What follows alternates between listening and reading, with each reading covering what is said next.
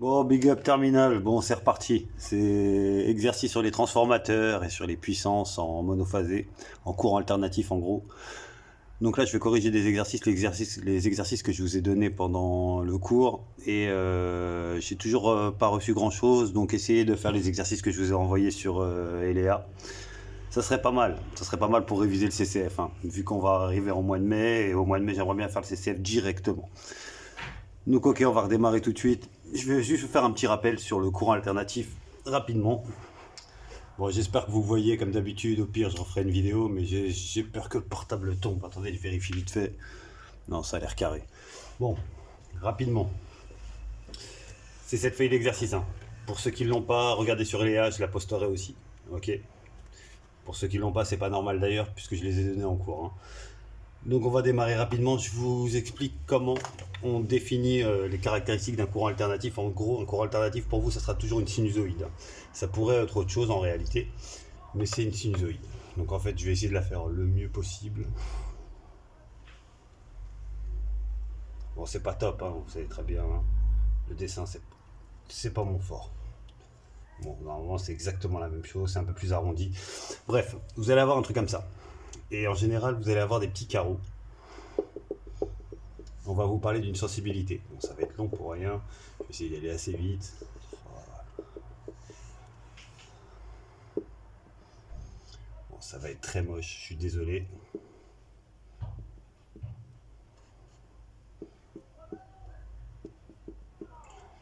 Je fais ça un peu au pif, je vous dis la vérité.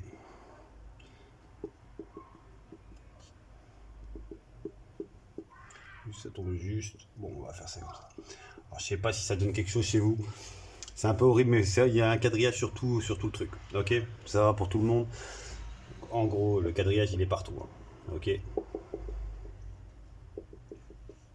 Mais c'est pas très compliqué. Là, ça a l'air horrible, mais vous allez voir, c'est super simple. À chaque fois, vous allez avoir une sensibilité. Sur un oscilloscope, il y a toujours une sensibilité. C'est écrit sur l'oscilloscope.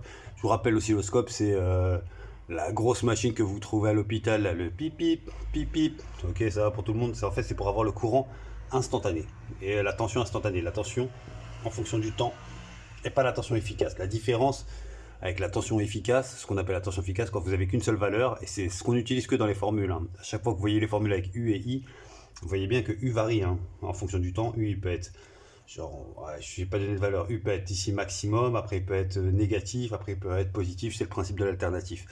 Quand vous mettez un voltmètre, quand vous branchez un voltmètre sur votre secteur, par exemple, il écrit 230 volts. Il ne vous écrit pas moins 230, plus 230 et les valeurs entrent. Ok. La tension que vous lisez, c'est la tension efficace. Donc je vais rappeler comment on fait pour calculer ça, mais déjà, sur une sinusoïde, déjà, il faut repérer ce qu'on appelle la période. Ça, c'est un cours que j'avais fait en seconde. Et c'est loin, je suis d'accord avec vous, c'est loin. Donc regardez bien, c'est pas très compliqué.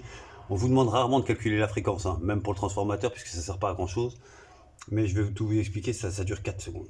Qu'est-ce que c'est qu'une période? Une période, c'est le plus petit motif que si je enfin, le plus petit motif tel que si je répète le motif, ben je récupère tout le signal. En gros, vous avez capté que si je prends que cette partie-là du signal, que cette partie-là, si je la répète, ben je vais avoir que des bosses au-dessus. Ok. Par contre, si je prends cette partie-là, la bosse supérieure et la bosse inférieure, ok. Si je prends cette partie-là et je la répète, je bloque que sur ça, hein. Je prends cette partie-là et je la répète, ben, je peux récupérer tout le signal en fait. Ok. Si je fais des translations de ce motif-là, devant et derrière, ben, je récupère tout le signal. Et d'ailleurs, c'est une translation de T. T, c'est ce qu'on appelle la période. Donc en gros, ce qu'on appelle une période, c'est le plus petit motif qui se répète dans mon signal. Ok.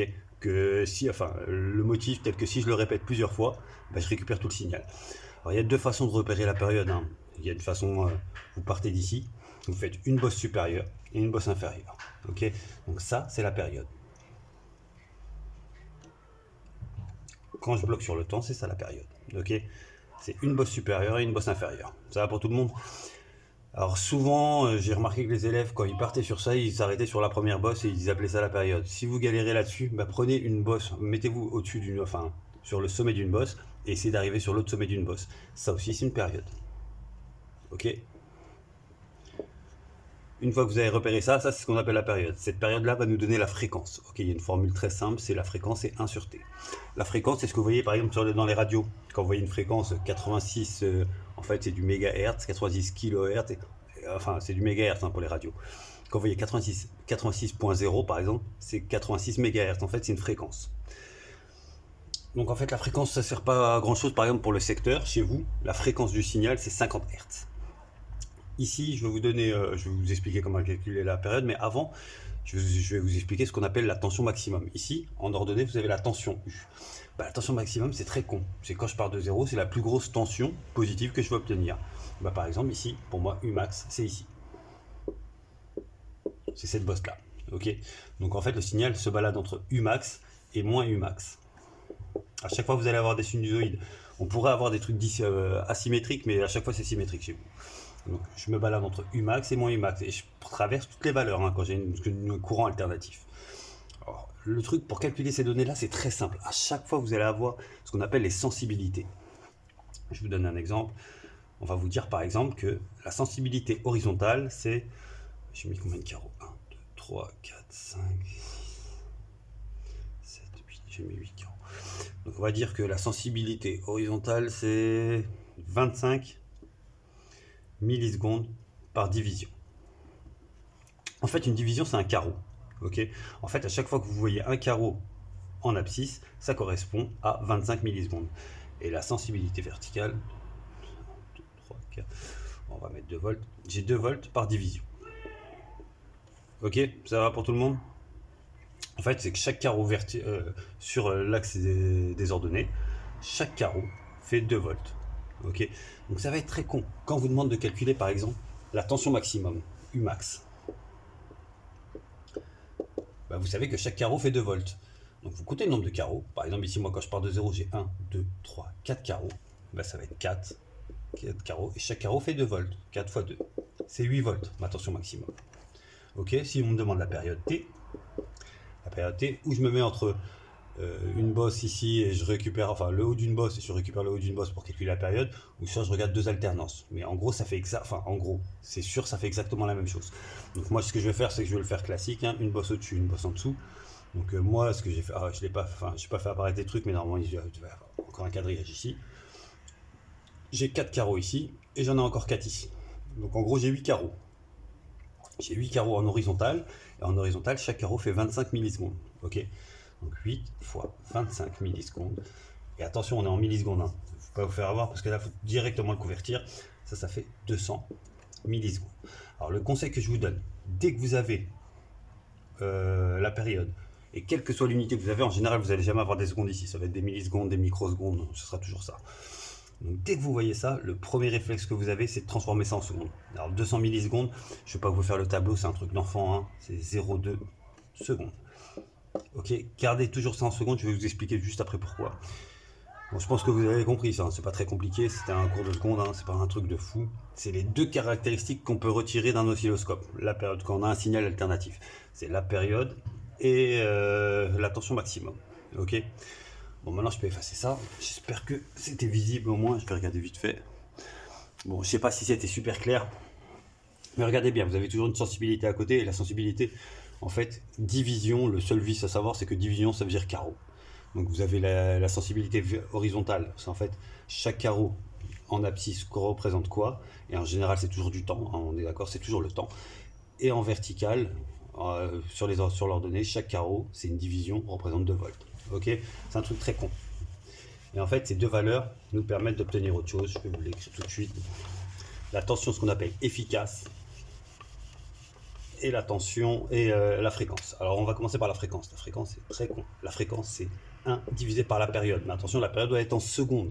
C'est pour ça que je vous ai dit que dès que vous avez la période, quelle que soit l'unité, passez-la en secondes. Donc ça fait 1 divisé par 0,2.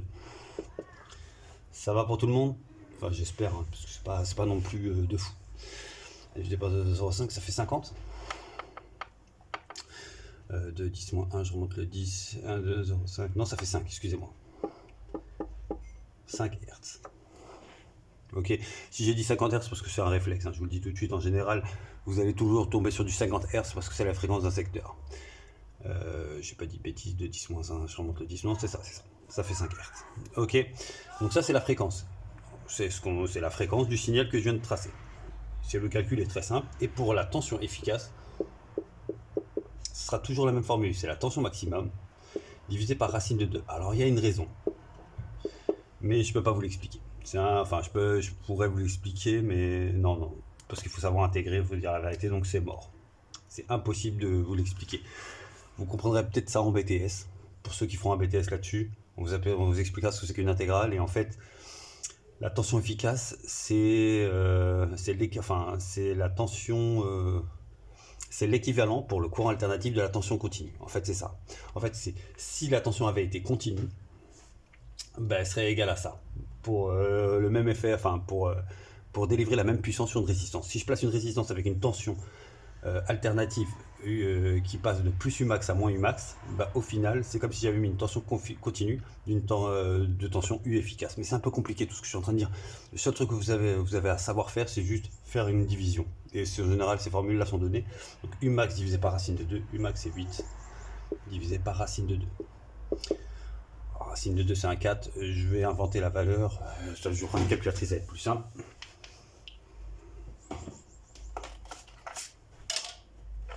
Je sais pas si vous voyez tout parce que j'ai laissé ça ici. Je suis désolé si vous n'avez pas tout vu pour l'instant, mais voilà. Ça fait...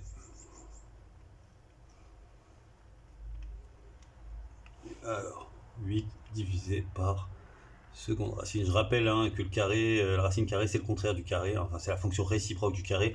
Donc vous la trouvez toujours à côté, il y a juste à taper shift avant. 8 divisé par racine de 2.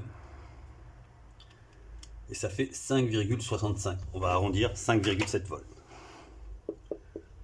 Donc techniquement, ce que j'ai essayé de vous expliquer tout à l'heure, c'est si je prends une résistance, je mets une tension alternative qui fait de 8 volts, qui fait plus 8 volts, moins 8 volts, etc. La puissance que va dissiper cette résistance, c'est la même chose que si je prenais une tension continue à 5,7 volts. Alors c'est un peu compliqué, je vous dis, la démonstration est un peu compliquée, il faut savoir intégrer. Mais le seul truc à savoir, c'est comment calculer une tension efficace et une fréquence. Il n'y a rien d'autre à savoir. Ok, donc regardez bien, je vais pas insister là-dessus. Regardez l'exercice 1. Sur l'exercice 1, justement, il y a des petits calculs à faire. Enfin, il y a une sensibilité verticale, une sensibilité horizontale. On vous demande de calculer, même pas la période, on vous demande juste de calculer la tension Umax et la tension efficace. Donc il faut juste calculer Umax sur le graphique, vous comptez le nombre de carreaux, vous multipliez par la sensibilité, et après vous divisez par racine de 2. C'est pas un truc de fou. Je vous laisse faire l'exercice 1, mais d'ailleurs, pour ceux qui étaient en cours, avant l'arrêt des cours, pour ceux qui étaient en cours, on l'a fait. On a fait l'exercice 1. Je vais réattaquer maintenant sur le cours un peu plus classique et les exercices, pour que vous puissiez faire les exercices que je vous ai donnés, pour que je puisse avoir au moins une réponse. Donc rapidement, je rappelle les formules essentielles. On est tout le temps en alternatif dès qu'on parle de transformateur, on va pas se mentir. Dès qu'il y a un transformateur, on est en alternatif. Sur les puissances en alternatif, il y a deux formules à connaître. Ce qu'on appelle la puissance apparente, U fois I. Ok, puissance apparente. Ça, c'est des voltampères. C'est parce que c'est une puissance apparente. Et remarquez, on met un S, alors que c'est une puissance en général. On s'arrange toujours pour mettre la première lettre de la grandeur. Mais là, si on appelle S, c'est pour pas confondre. C'est pas la vraie puissance, c'est la puissance apparente. Ok, VA. U, c'est la tension en volts, et I, c'est l'intensité en ampères. Ok, je mets juste les unités. Ok, juste un petit truc pour tout le monde. Je sais que des fois vous confondez, quand vous voyez PA, vous pensez que c'est puissance apparente. Non, non, non. Dès qu'il y a un P, c'est que c'est une vraie puissance. Donc en fait, PA, c'est souvent la puissance absorbée. Ok, mais c'est la vraie puissance. Ok, vous faites pas avoir.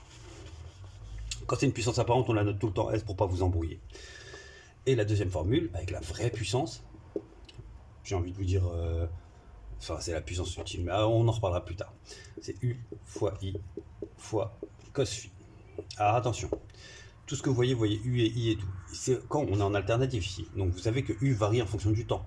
Mais on ne peut pas mettre 20 valeurs ici, il n'y a qu'une seule valeur ici. Donc à chaque fois que je mets U et I, en fait, ça correspond à U efficace et I efficace. C'est toujours sous-entendu, j'ai remarqué, Donc voilà, essayez de bien capter. U et I varient en vérité en fonction du temps. Mais quand on vous demande de mettre U et I, c'est U efficace et I efficace. Ok, pareil ici, U et I, c'est U efficace et I efficace.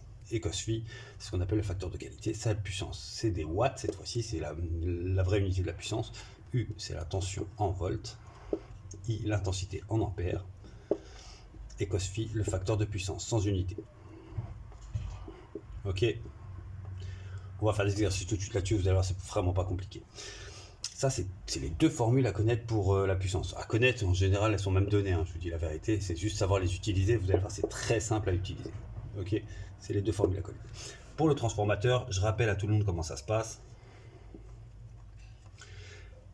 Il y a le primaire toujours avec des indices 1 et le circuit secondaire avec des indices 2. J'ai une tension U1 qui arrive au primaire avec une intensité I1 et un nombre de spires N1. Je rappelle le nombre de spires, en fait c'est le nombre de tours que fait le fil de cuivre. Ici de l'autre côté j'ai N2, le nombre de tours, j'ai I2, la tension, l'intensité qui traverse le secondaire, et U2, la tension au bord du secondaire. Toujours la même formule, il n'y en a qu'une seule. Le rapport de transformation M. Faites-le toujours dans le même sens, c'est 2 sur 1, c'est le nombre de spires du deuxième sur le nombre de spires du premier. C'est aussi égal à la tension du deuxième sur la tension du premier. C'est dans le même sens, 2 sur 1, 2 sur 1. Et il n'y a que pour l'intensité que ça change. C'est I1 sur I2. Ok. Pourquoi c'est I1 sur... Enfin, pourquoi on inverse? Je vais vous expliquer très simplement. Regardez sur le tableau, enfin regardez ici la puissance apparente. La puissance apparente c'est U1 fois I1. On ne peut pas parler de puissance réelle ici, parce que le cos phi fait 0, je vous l'ai déjà dit dans la vidéo précédente, mais calculez pas ça, la vraie puissance d'une bobine, enfin la puissance absorbée par une bobine est nulle. Ouais, c'est un fil, hein, au final. Un fil, ça va pas absorber de fou. S'il n'y a pas de résistance, si ça chauffe pas, bah, ça absorbe absolument aucune puissance. Donc ici, la puissance apparente, c'est U1 fois I1. Et ici, la puissance apparente ici, c'est U2 fois I2. Ok, ben, ça c'est S1 et S2. Et ben, en fait, ces deux puissances sont égales. Regardez bien, c'est un produit en croix ici. U2 fois I2, c'est égal à U1 fois I1. Ok, donc en fait, S1, c'est la même chose que S2. Et en général, on appelle ça S. La puissance apparente d'un transformateur, on ne fait pas celle du primaire et celle du secondaire parce que c'est la même chose. Et en fait, c'est la même chose. Ça se voit tout de suite grâce à cette formule-là. En vérité, si tu sais bien utiliser cette formule-là, tu n'as même pas à le savoir, tu l'utilises et tout va te paraître évident. Mais c'est bien à le savoir. C'est que la puissance apparente qui arrive, c'est la même qui ressort. U1 fois I1, c'est la même chose que U2 fois I2. Et d'ailleurs, je vous ai expliqué, si la tension est multipliée par 10, l'intensité est divisée par 10. Ce qui est à peu près logique. Donc avec ça, on peut faire tous les exercices d'électricité pour vous. Tous. Il y a deux formules en monophasé et le transformateur. Ok. Après il y a triphasé, c'est encore autre chose, il y a des racines de 3 qui... Mais après voilà, le triphasé c'est un peu plus compliqué. Et je pourrais vous donner aucune démonstration, c'est vraiment plus compliqué. Mais on verra ça plus tard, on verra quand on sera en cours. Donc j'efface et on va attaquer les exos. Bon, j'espère que jusqu'ici c'était pour vous des révisions. Alors, si c'est une vidéo, c'est pas pour rien, hein. C'est que si vous galérez, revenez sur le tableau que je viens d'écrire, vous avez toutes les formules dessus, vous allez voir, j'utilise tout le temps les mêmes formules. Donc on va regarder l'exercice ensemble. On va regarder le 1 en fait, c'est compter des carreaux et tout, je vais vous esquiver ça. Ok, je vous esquive ça. Et ça on l'a déjà fait en cours d'ailleurs. On va faire l'exercice 2, mais il me semble que l'exercice 2 aussi on l'a déjà fait en cours. Mais en même temps il prend 3 secondes et c'est que des exercices tirés de bac. Hein, ok. Un transformateur permet de passer de 380 volts, je serais obligé d'écrire si vous n'allez pas voir, on passe de 380 volts, ça c'est l'exercice 2. Permet de passer de 380 volts à 230 volts. Alors déjà, abaisseur ou élévateur de tension? Il n'y a même pas de question, hein. On voit bien qu'on baisse la tension, donc c'est un abaisseur de tension. On vous demande de calculer le rapport de transformation. Ne prenez pas la tête. Ça, je suis dans le primaire, ça, je suis dans le secondaire. Donc ça, en fait, c'est une tension. Donc là, en fait, j'ai U1 et là, j'ai U2. Écrivez le rapport de transformation comme d'habitude, N2 sur N1, U2 sur U1 et I1 sur I2. Et vous voyez bien, mettez une étoile sur ce que vous savez. Ça, c'est ce qu'on vous demande, le rapport de transformation. U2, vous le connaissez. U1, vous le connaissez. Donc, est-ce que je peux calculer M? Bah ouais, c'est U2 sur U1. Ok, rappelez-vous, c'est une suite d'égalité. Hein. Vous pouvez intervertir, tout va bien. Donc M, c'est U2 sur U1, c'est ce que je vais écrire. Et c'est donc 230 sur 380.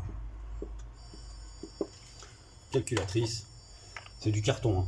Et ça, c'est vraiment des trucs tirés du bac. Hein. Et en plus, d'un bac qui date d'il y a assez longtemps, donc en général, c'est plus compliqué. 0,6. J'ai fini mon rapport de transformation, j'ai fini l'exercice 2. Quand je vous ai dit c'est du carton, c'est du carton. C'est bon? Ça va pour tout le monde? Bon, je vais pas rester 1 heure dessus, de toute façon, vous pouvez bloquer l'image et arrêter la vidéo et prendre la correction si vous voulez vraiment prendre la correction.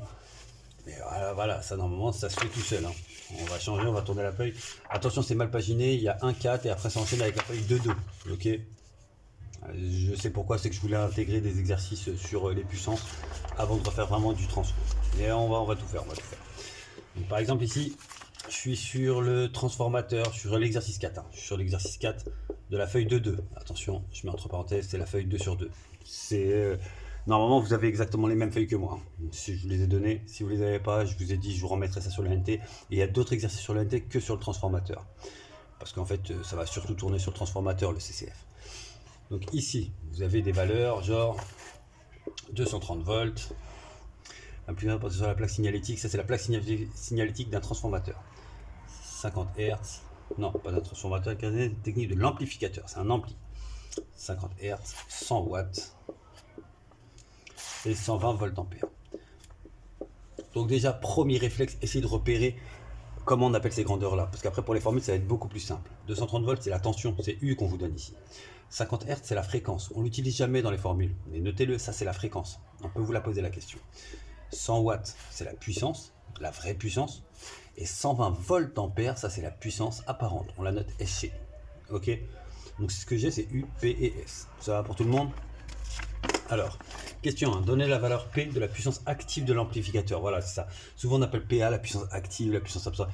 Calculez pas, la puissance, c'est une vraie puissance. Hein. C'est ça, c'est les 100 watts. Donc la question 1, donnez la valeur de la puissance active de l'amplificateur. Je ne l'écris pas, c'est 100 watts.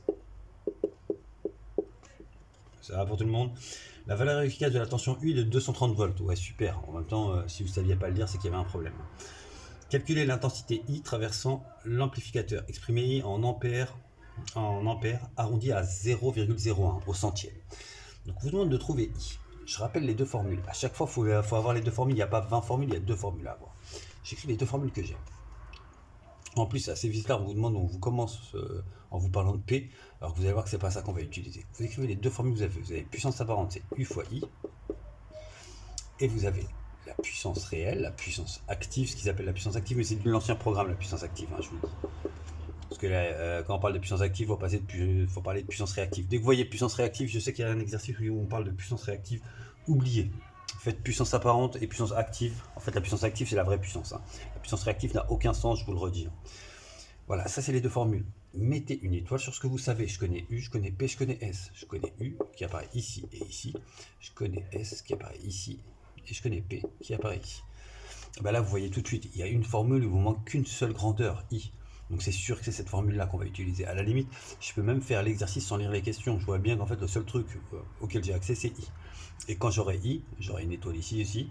Ben, une fois que j'ai I, ben, je pourrai avoir cos phi. Donc je sais que la question d'après, c'est le facteur de qualité. Je vérifie, oui, calculer le facteur de qualité. Donc en fait, on peut faire les questions a priori. Sans même lire les questions, on peut déjà les faire juste avec les données, hein, je vous le dis. Donc si vous êtes malin, c'est pas très dur. Donc je vais faire la question 2, calculer l'intensité I. Ben, pour avoir l'intensité I, je vois bien, hein, sur cette formule-là, il va me manquer quelque chose. Hein. Je veux le I, ben, il me manque le cos phi. Hein. Il faut avoir toutes les grandeurs sur une égalité pour pouvoir remonter à la grandeur I. Et là, j'ai pas le cos phi. Ici, par contre, je peux. Donc je vais utiliser la puissance apparente. S égale U fois I. Je remplace, S c'est 120, égale U c'est 230, fois I. Je veux avoir le I tout seul de ce côté-là du égal. Hein. Je vous rappelle, quand je traverse l'égalité, c'est une frontière, un fois, transformant divisé, un divisé en fois, un plus en moins, un moins en plus. Mais là, vous ne prenez pas la tête, hein. Ça va être que des fois et des divisés sur ces formules-là, il n'y a que des fois. Okay, donc ce fois 230, de l'autre côté, se transforme en divisé par 230. Donc c'est 120 divisé par 230. 120 divisé par 230. 0,52, 1. J'écris bien, j'écris tout, histoire de vous faire montrer comment on fait pour arrondir. On me demande d'arrondir un chiffre au centième, en fait. C'est deux chiffres après la virgule. Ils écrivent 0,0. Je mets une petite barrière ici. 1, je vous rappelle, c'est un petit. Jusqu'à 4, c'est des petits. À partir de 5, c'est des grands. Refaites ça avec vos doigts. 0, 1, 2, 3, 4, c'est les petits. 5, 6, 7, 8, 9, c'est les grands. Donc c'est 0,52 ampères. Ça va pour tout le monde? Pour l'instant, c'est pas très dur. Hein. Mais ça sera pas plus dur. Donc regardez bien, techniquement maintenant je connais I. Je peux mettre une étoile sur mes formules, hein, je connais I. Qu'est-ce qu'on peut me demander? Regardez sur cette formule, on a toutes les grandeurs sauf le cos phi. Ben, la dernière question, c'est calculer le facteur de qualité. Ça va pour tout le monde? J'efface, je vais effacer ça et je vais garder juste la question 3 et je reprends cette formule là. P égale U fois I fois cos phi. Et je remplace tout. La puissance cette fois-ci c'est 100, c'est pas la puissance apparente, c'est la vraie puissance. 230 fois 0,52 fois cos phi. Alors, je sais pas si c'est toujours bien cadré. Attendez 2 secondes, je me relève. Bon, j'espère que c'est bien cadré, mais si c'est pas bien cadré, je la referai la vidéo. Et donc maintenant je vais avoir le cos phi. Donc j'ai ça en multiplication, j'ai que de multiplication, bah, je vais prendre ça et je vais le jeter. Il traverse le égal, il va se retrouver en division. Ok, donc je vais avoir un cos phi égale 100, le tout divisé par 230 fois 0,52. Ok pour tout le monde? Alors attention, quand vous tapez ça à la calculatrice, ou vous allez directement sur Numworks. Numworks, vous allez voir la barre de division et vous allez voir les chiffres en bas, donc tout va bien se passer. Si vous faites ça sur une calculatrice classique, dès que vous allez mettre le divisé, il va comprendre 230 et il va multiplier après par 0,52. Dès que vous voyez une barre de fraction, je vous ai dit, prenez ce réflexe-là. Quand il y a plusieurs termes, mettez une parenthèse. Ok. Moi, par exemple, là, je suis pas sur Numworks, je suis sur une calculatrice classique, c'est ce que je vais faire. 100 divisé, j'ouvre la parenthèse, 230 fois 0,52, je ferme ma parenthèse. Je sais pas si vous voyez. Si vous voyez, c'est bon. Ça me fait 0,836. C'est ce qu'on demande à un arrondi. Arrondi à 0,01. Donc je vous esquive l'arrondi. Vous vérifiez, c'est 0,836. Donc je vais prendre 0,84. Le cos phi. C'est 0,84. Voilà, ça c'est un exercice typique des puissances. C'est vraiment pas compliqué. Alors l'exercice 5, là je suis sur le 4, hein, de la feuille de 2. L'exercice 5, je vois qu'on parle souvent de puissance réactive. Alors je vous le calculez pas. Calculer les puissances apparentes et pas les puissances réactives. Et on va peut-être le sauter pour faire plus du transformateur parce qu'il est pas très, enfin il est surtout un peu hors programme. Enfin personnellement moi je vous ai dit, hein, puissance réactive ça ne sert à rien. Je sais même pas pourquoi il est apparu au programme. On va passer directement sur les vrais exos, les exos à base de transformateurs. Donc vous quittez la feuille de 2 et la feuille d'après normalement, je sais c'est mal paginé, je suis désolé. La feuille d'après, c'est la feuille 2.4. Ok, on est sur l'exercice 3 de la feuille 2.4. Ok, et exercice 3 de la feuille 2.4. Et après, il y a 3.4 et 4.4. Ok, je crois que je vous laisserai faire la 4.4 seul. Je vais essayer de vous lancer sur la 3.4 déjà. 2.4 et 3.4. Et on va voir ça. C'est pas très dur. On y va. Donc, je redémarre. Ok, ça redémarre. On est sur l'exercice 3. Et j'écris la feuille à côté, vu que c'est mal paginé, de la feuille 2 sur 4. Ok. Donc voilà, on installe un projecteur dans une piscine. Ce projecteur est alimenté par une tension de 12 volts. Cette tension est obtenue à la sortie d'un transformateur 230 volts, 12 volts. Normal, hein. À la maison vous avez du 230 volts, le projecteur il est alimenté avec du 12 volts. Donc entre les deux, il y a forcément un transfo. Et le transfo, nous fait passer de 230 volts à 12 volts. Ok. Donc déjà, essayez de capter tout de suite. Hein. En fait, là, on vous a donné la tension dans le premier circuit, la tension du primaire, et là, on vous a donné U2. Donc déjà, je sais que je peux calculer le rapport de transfo. Écrivez les formules, ne perdez pas de temps. Écrivez les formules. La formule du transfo, c'est toujours la même. Hein. Le rapport de transformation M, c'est U2 sur U1.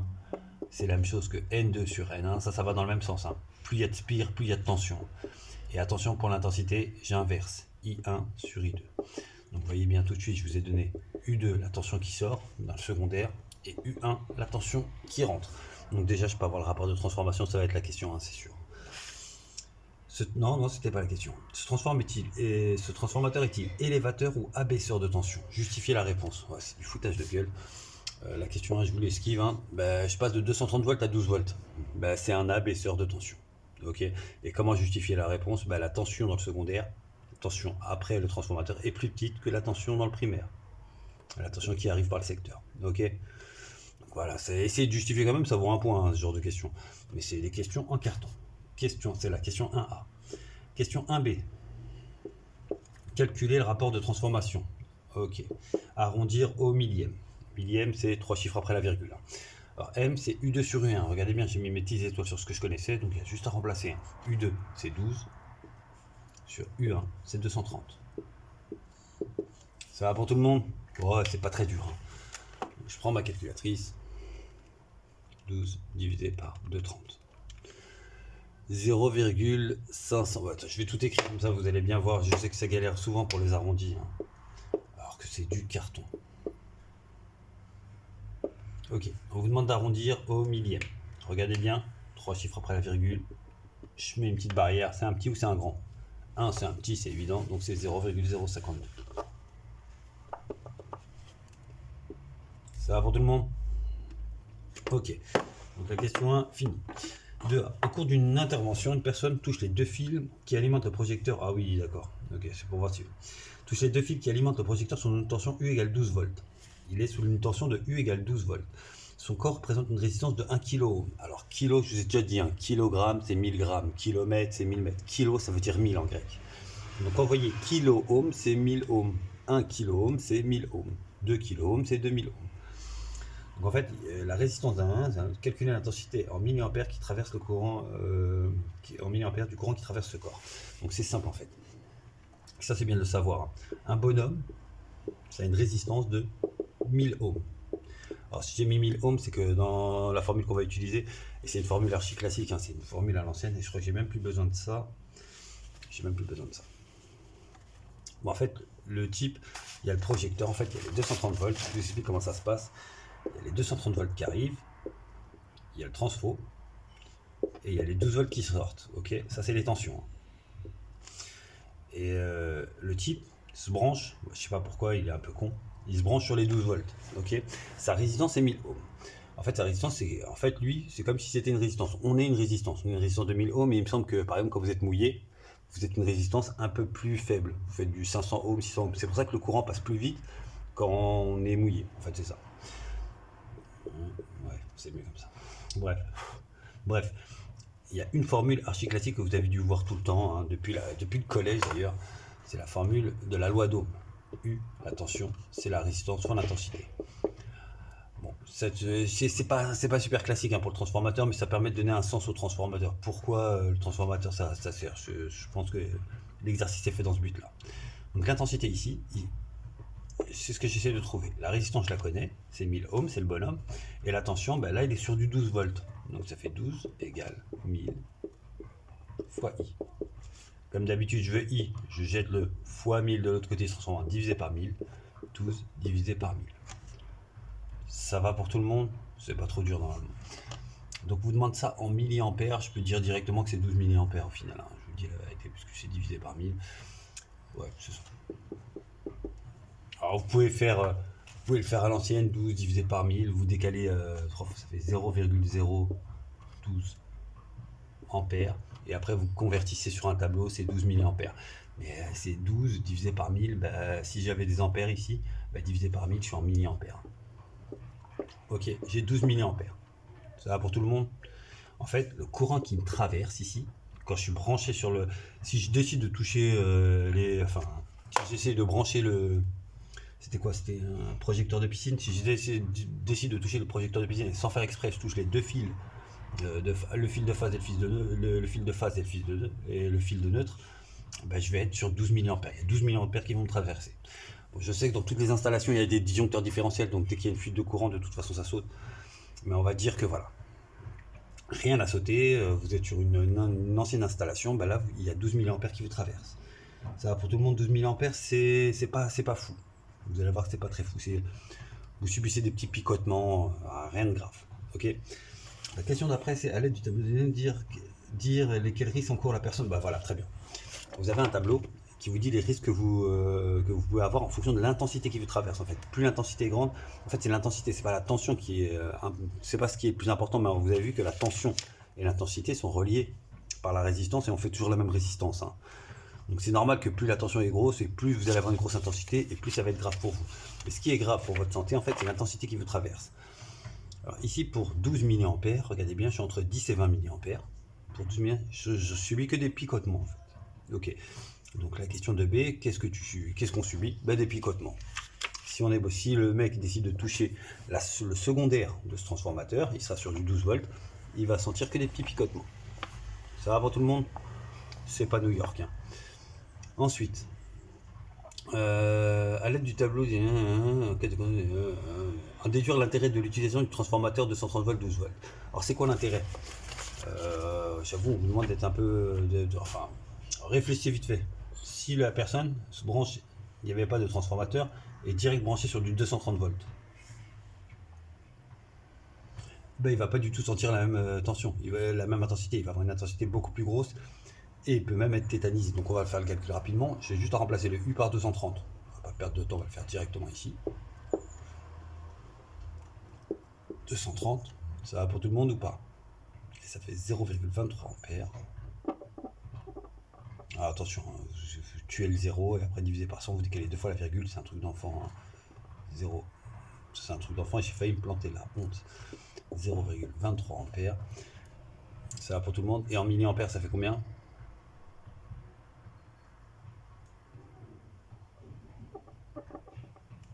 « 230 milliampères. Donc ça, c'est du 250 milliampères, c'est beaucoup plus important, c'est beaucoup plus gros, on est d'accord. Et à 250 milliampères, on est à 50 milliampères au-dessus. Qu'est-ce qui se passe? Fibrillation du cœur, arrêt des battements cardiaques entraînant la mort sauf intervention immédiate. Donc c'est pour ça qu'il y a des disjoncteurs différentiels, hein, parce que tu peux pas rester longtemps branché sur du 230 volts. Branché sur du 230 volts, tu risques de mourir assez vite. Ok, vous avez compris. Donc l'intérêt d'un transfo dans ce cas-là, c'est que ce qui se passe après, tu peux manger un choc électrique. On ne sait jamais si le projecteur est tombé et que le fil de phase touche la carcasse, tu peux te retrouver juste à porter le projecteur et à manger un coup de bourre. Mais de toute façon, je vous ai expliqué, hein, en sécurité électrique, il me semble que c'était en seconde qu'on avait vu ça, il y a toujours des disjoncteurs différentiels. Dès qu'il y a un courant de fuite, dès qu'il y a un courant qui sort, et qui revient pas, donc qui passe par vous et qui revient pas, je sais pas, par exemple qui passerait par vous et qui irait vers le sol, le disjoncteur différentiel fait tout sauter. Donc en fait, il n'y a plus de courant qui passe du tout, il n'y a plus de tension. Ça sert à ça, un disjoncteur différentiel. Mais admettons qu'il n'y avait pas de disjoncteur différentiel ici. Se mettre sur du 230 volts, vous risquez la mort. Sur du 12 volts, ça passe. Ok. Donc j'espère que ça va. Bon, un des intérêts du transformateur, mais il me semble que c'est pas l'intérêt le plus fou du transformateur. Honnêtement, avec les disjoncteurs différentiels, tu pourrais te brancher sur 230 volts, tu te ferais mal, mais tu te ferais mal très rapidement, enfin, de façon très courte en fait. Tu n'auras pas le temps tu vas sentir le coup de jus, mais ça va pas durer très longtemps. On fait l'exercice 4 rapidement. Allez, exercice 4, toujours de la feuille de 4. Bon, l'exercice 3 est fini, hein. Pas très compliqué, et vous avez remarqué, il n'y avait pas au gros sur le transformateur, il y avait plus la loi d'Ohm, U égale RI, qui est un truc de seconde. Mais en même temps, ça c'est un bac qui date de 2005, et en 2005, c'était des vrais bacs, hein. C'était des bacs en ponctuel où il fallait tout réviser. Donc, vous, comme ça va être un CCF uniquement sur le transformateur, le U égale RI, il y aura peut-être une question dessus à un moment, avec un bonhomme, et rappelez-vous, la résistance est 1000 ohms, mais ça sera toujours donné, ça. Bon, pour ceux qui avaient cours avec moi en seconde, rappelez-vous, c'était la sécurité électrique. Et on a fait ça. On a fait ça avec un bonhomme qui avait une machine à laver, qui faisait un déménagement, etc. Je rappelle l'histoire pour ceux qui ont oublié. Si vous avez oublié, c'est pas dramatique. Il y a juste une formule à retenir. C'est U égale RI, c'est la formule que vous voyez depuis le collège. Donc si vous la retenez pas, c'est qu'il y a un problème au bout d'un moment. Et exercice 4, exercice 1. Une sourdine est un appareil permanent de modifier le son d'une trompette. La sourdine est électrique. On utilise une sourdine électrique. C'est une sourdine électrique. Bon, je ne savais même pas que ça existait. Et fonctionne à l'aide d'un adaptateur secteur sur lequel on peut lire les inscriptions suivantes. Alors, les inscriptions, je ne sais pas si vous voyez. Je vais peut-être pas tout réécrire. Est-ce que vous voyez entrée 230 volts, fréquence 50 Hz, intensité en alternative 35 mA, ça va pour tout le monde. Sortie 4,5 volts en continu et on a 315 mA. Tout le monde arrive à lire ou pas? Ok. Donc dès que vous voyez un transformateur avec une entrée et une sortie, vous avez compris. Hein. Il n'y a pas de... Il n'y a rien. Ok. Et c'est un adaptateur secteur. Ok. C'est pas un transformateur, c'est un adaptateur. Parce un transformateur, ça transforme de l'alternatif en alternatif. On reste tout le temps en alternatif. Donc là, il y a un transformateur en vérité, parce que vous avez vu que la tension avait changé, donc ça sent le transformateur, il y a forcément un transformateur dans l'histoire, et juste derrière on a ce qu'on appelle un redresseur de courant, c'est quelque chose qui transforme, c'est des ponts de diode avec un RC derrière, mais c'est un peu dur, hein. Ça c'est un truc qu'on verra un peu plus tard, si on a le temps d'ailleurs. Ça permet de transformer une tension alternative en tension continue, et ça a l'air de rien, mais c'est important. Par exemple, pour charger votre portable, c'est ce qui se passe, il y a un transfo qui est enchaîné avec un redresseur de tension, ok, un redresseur de courant. Donc, quelle est l'intensité du courant? Je pense que ça va être que des questions techniques, hein, ça va être du vent. Et en plus, il est super rapide cet exercice. Donc, quelle est l'intensité du courant électrique fourni par l'adaptateur? C'est la question 1. L'intensité fournie par l'adaptateur. Bah, il y a juste de la lecture à lire, enfin à faire. C'est 315 mA. C'est l'intensité du courant fournie par l'adaptateur. L'adaptateur, lui, ce qu'il donne, c'est une intensité I de 315 mA. En fait, c'est fourni par l'adaptateur. Donc, en fait, c'est ce qu'il y a après. On est en réalité dans le secondaire, mais je ne parle pas de secondaire parce qu'il y a un filtre entre les deux. Quelle est la fréquence du courant électrique qui alimente l'adaptateur? La fréquence, je dis que c'était en Hertz. On voit marquer 50 Hertz. Et qui alimente l'adaptateur. Donc, F égale 50. Putain, c'est de la lecture, en fait. Plus ça a l'air compliqué, rappelez-vous de ce que je vais vous dire. Plus ça a l'air compliqué, en fait, plus c'est du vent. Ça, c'est un bac qui date de 2005. Quelle est la puissance apparente au primaire? Alors, la puissance apparente au primaire, c'est toujours la même chose. La formule, je vous l'ai donnée, c'est U fois I.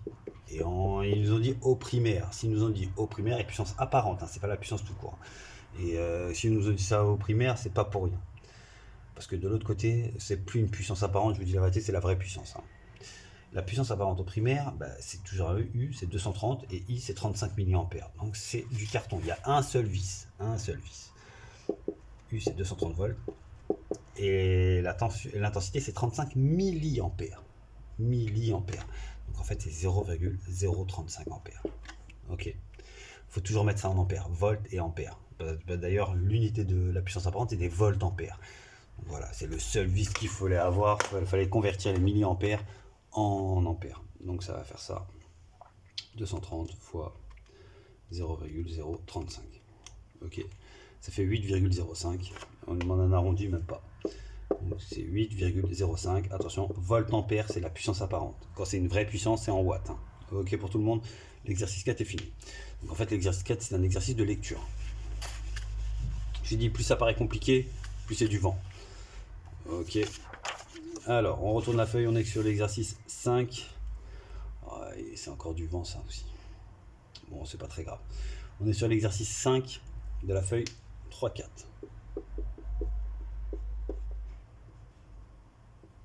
De la feuille 3 sur 4. Ok.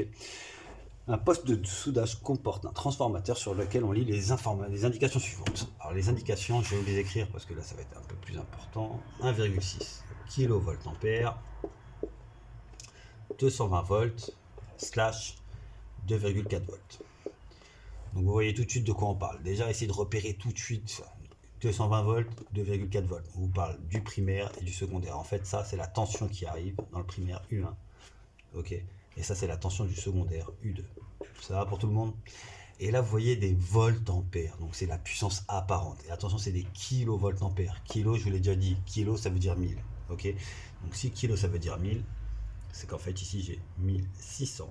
1,6 fois 1000. 1600 volts ampères. Et ça, c'est la S. C'est S. C'est la puissance apparente. Donc, je connais S, je connais U1, je connais U2. Ok. Ça va pour tout le monde? Je rappelle les formules. Non, je même si.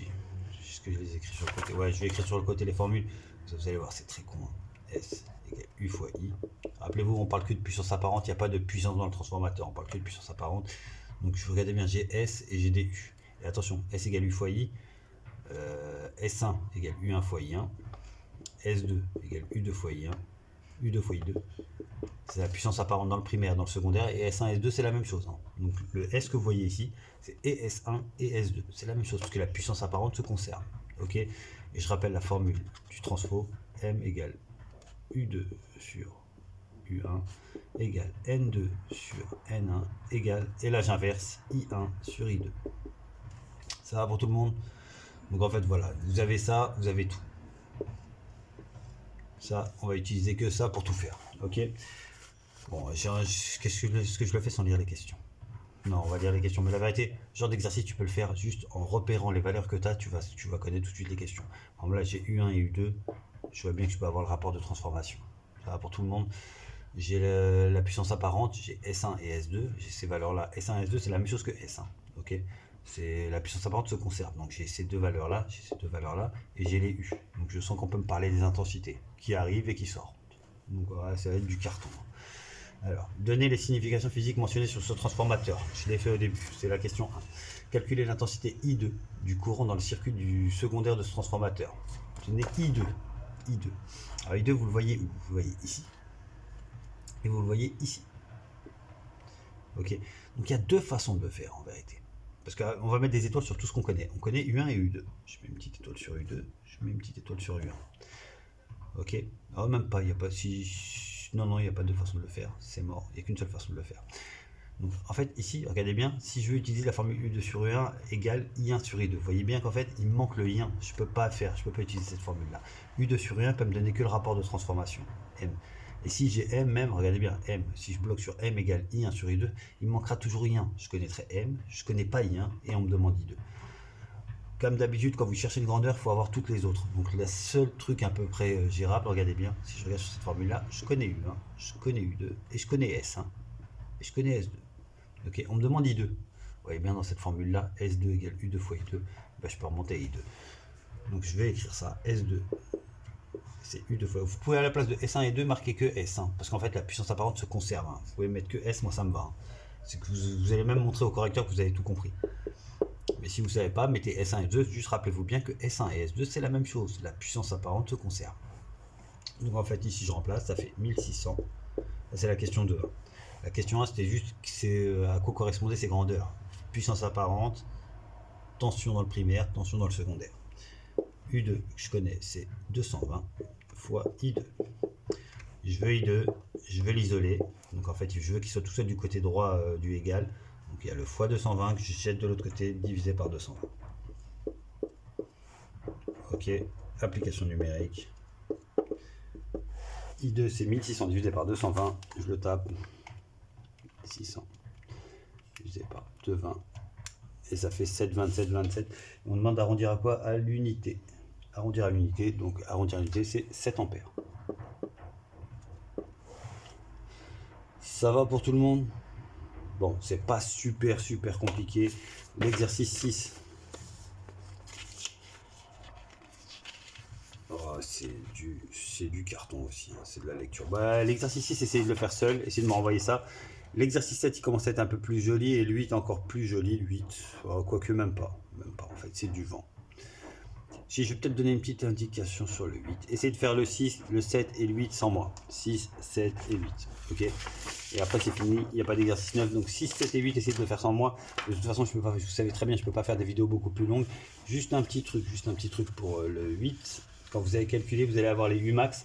Ce que j'aimerais bien, c'est qu'officiellement, hein, attention, le rapport de transformation, je vous ai dit, hein, quand on est en alternatif, de toute façon, quand vous voyez des U et des I, en fait, on parle que en efficace au final. Hein. Ok, je rappelle la formule. Hein.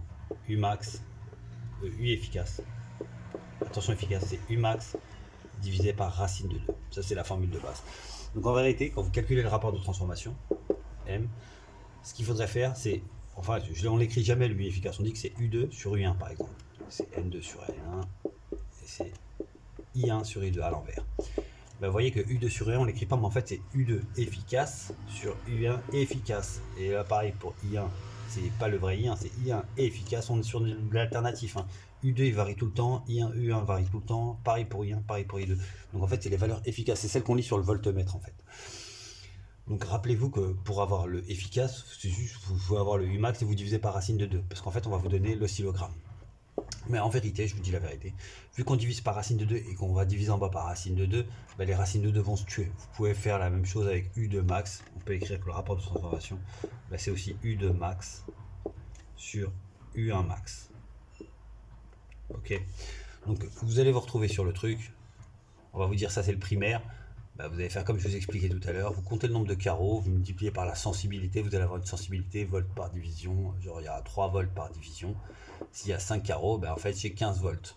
Ok, ça sera le U1 max. Et on va vous donner un autre graphique avec le U2. Vous allez calculer U2. Ben en fait U2 sur U1, ça donne le rapport de transformation. Ça c'est pour l'exercice 8. Hein. J'ai une petite indication pour l'exercice 8. Vous n'êtes pas obligé de repasser par U efficace. Ok, normalement ça serait dans la...